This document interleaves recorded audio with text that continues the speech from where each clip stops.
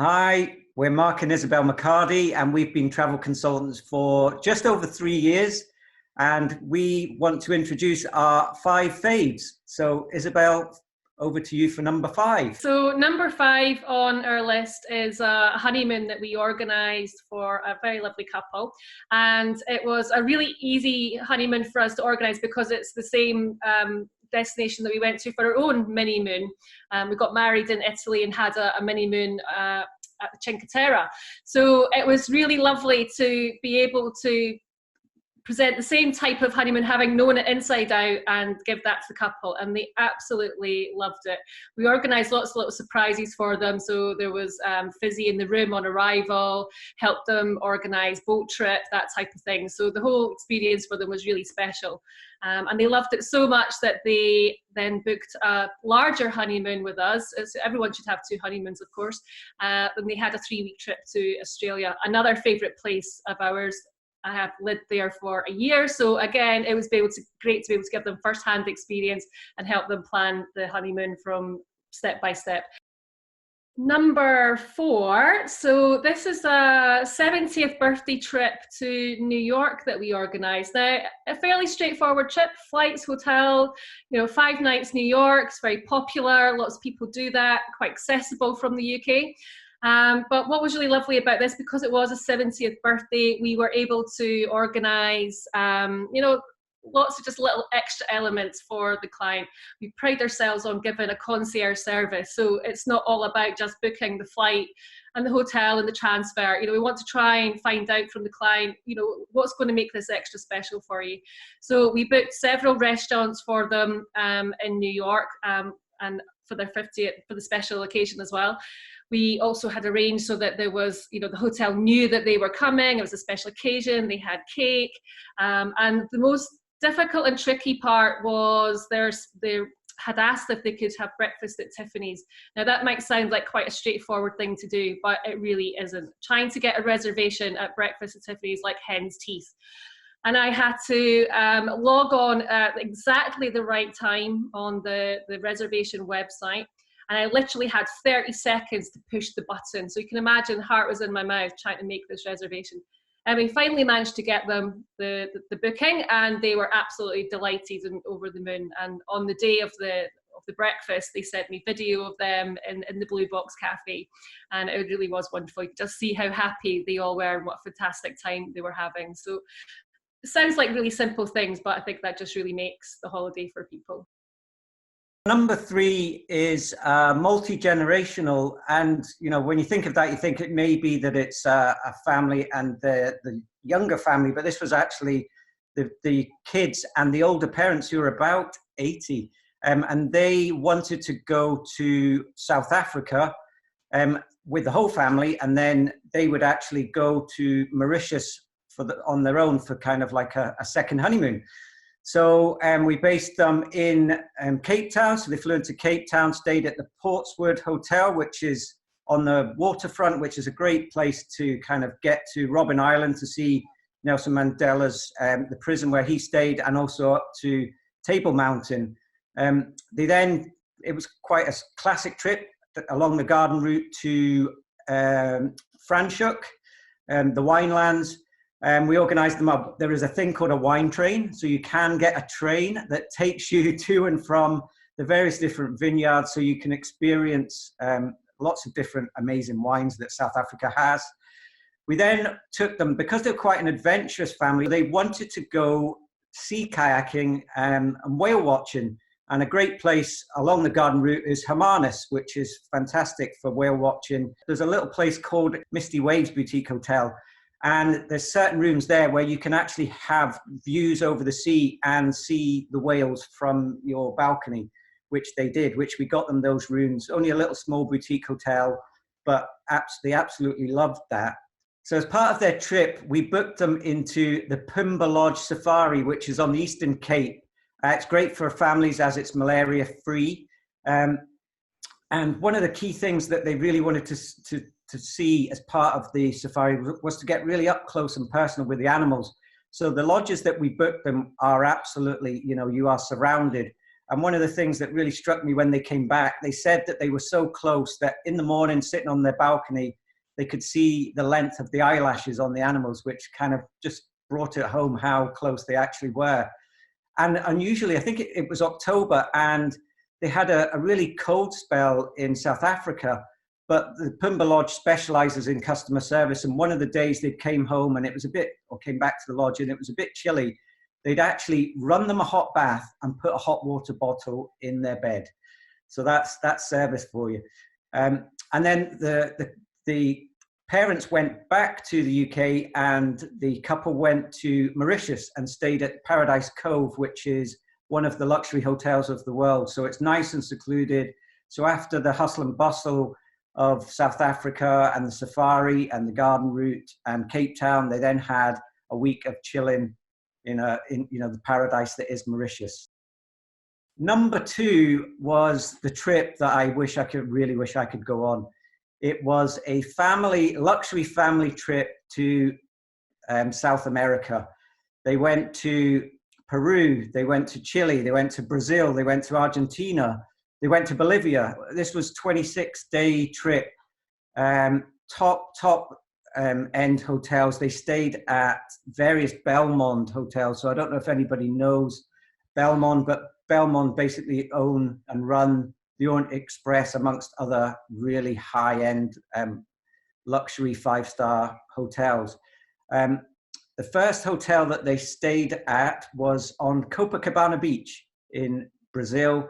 Literally, the hotel is on the beach. You can't get any closer. It's one of the best hotels in Brazil.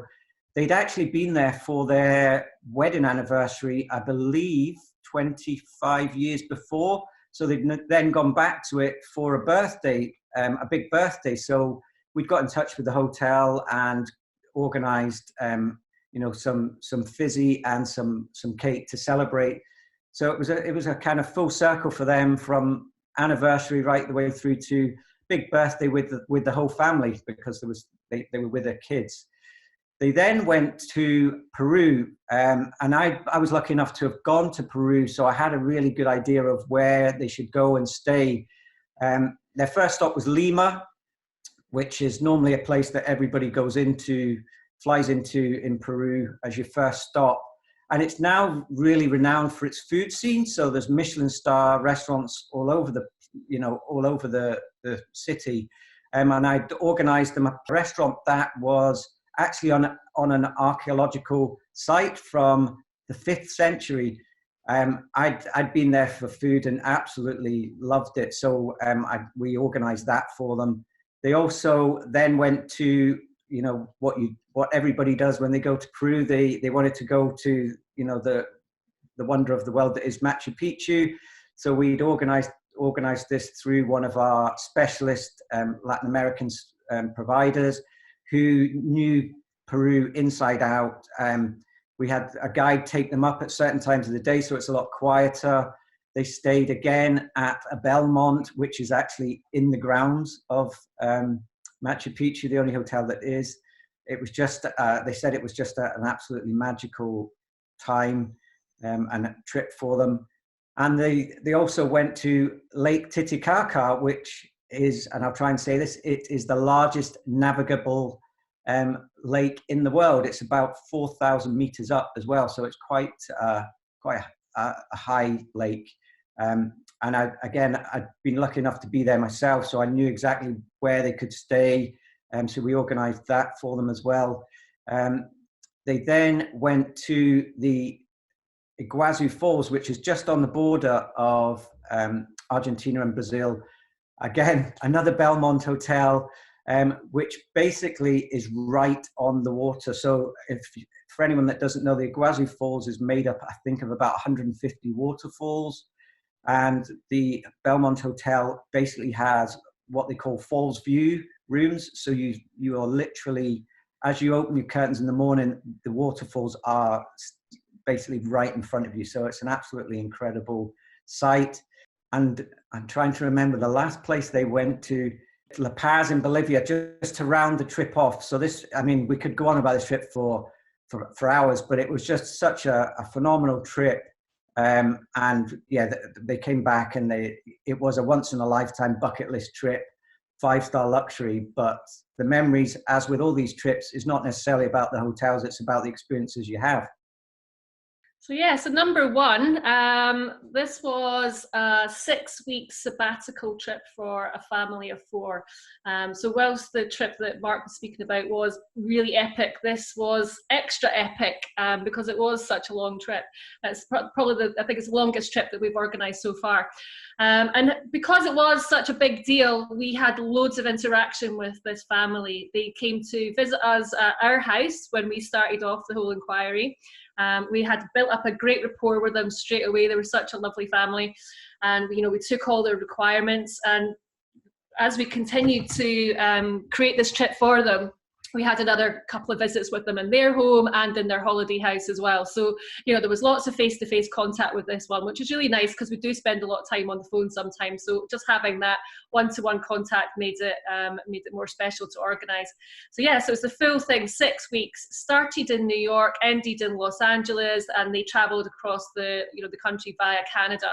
So it was up to Boston, into Toronto, over to Calgary. They then went up to Banff and Jasper. They did the Via Rail over to Vancouver. They went to Victoria. Then they went south to San Francisco, all the way down the Pacific Highway, so they finally ended up in LA. And this was a mammoth task organising this trip, because we basically organised every single aspect of it for them, not just the A to B to C to D. It was what they did in every single place. So they happened to be in New York for 4th of July celebration, so helped them with organising a boat trip so they could see it from the harbour. What better way to see the fireworks over in New York City. Also happened to be the birthday of the dad in the group, so that was a great surprise for him. In Boston, we organised Fenway Park tour. I don't know if I've got this right, but he is a Liverpool fan, so I believe that Fenway Park is a big deal for Liverpool fans. So we organised that for them, as well as the sort of usual suspects of the Boston Duck tour, which the kids absolutely loved. And again, there's so many things in this trip. The itinerary was massive. We created them an online itinerary that they had on their smartphones, so that every day they knew exactly what they were doing and when. And what was really lovely about it is, every couple of days they would send us photos, messages. We literally felt like we were on this trip with them every sort of step of the way. And it was just so lovely to have that contact from them and see that everything was going according to plan, which was a big relief as well, because also didn't want anything to go wrong for them.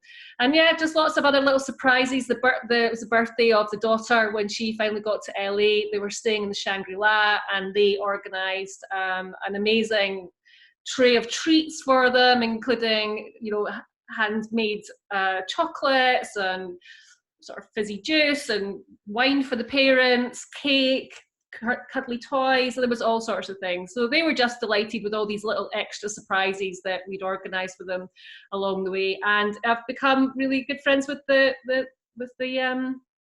family now. So we will definitely be organising more fab trips for them in the future. So yeah, it's about you make friends in this business, which is really nice. So that's our 5 faves. So I hope you liked them and maybe inspired some new trips in the future.